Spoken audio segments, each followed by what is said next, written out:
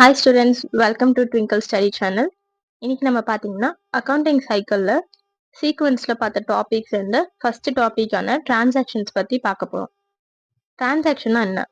ஒரு டிரான்சாக்ஷன்னா நார்மலாகவே அவங்கவுங்க எல்லா லைஃப்லையுமே நடக்கிறது தான். அது டிரான்சாக்ஷன்னா வெறும் ஆன்லைனில் பண்ணுற டிரான்சாக்ஷன்ஸ் மட்டும் டிரான்சாக்ஷன் இல்லை. ஒரு டிரான்சாக்ஷன்னா நார்மலாகவே வரவு செலவு இருந்துச்சுனாலே அது டிரான்சாக்ஷன்னா மானிட்டரி டேர்ம்ஸில் வந்துட்டு அது இருக்கணும். அண்ட் டிரான்சாக்ஷனுக்கு பார்த்தீங்கன்னா 2 பார்ட்டிஸ் வந்துட்டு இன்வால்வ் ஆகிருக்கணும்.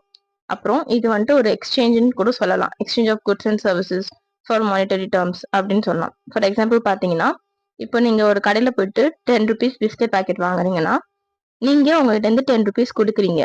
அந்த ஷாப் ஓனர் உங்களுக்கு ஒரு பிஸ்கெட் பேக்கெட் கொடுக்குறாரு. இங்கே பார்த்தீங்கன்னா 2 பார்ட்டிஸ் இன்வால்வ் ஆயிருக்கு.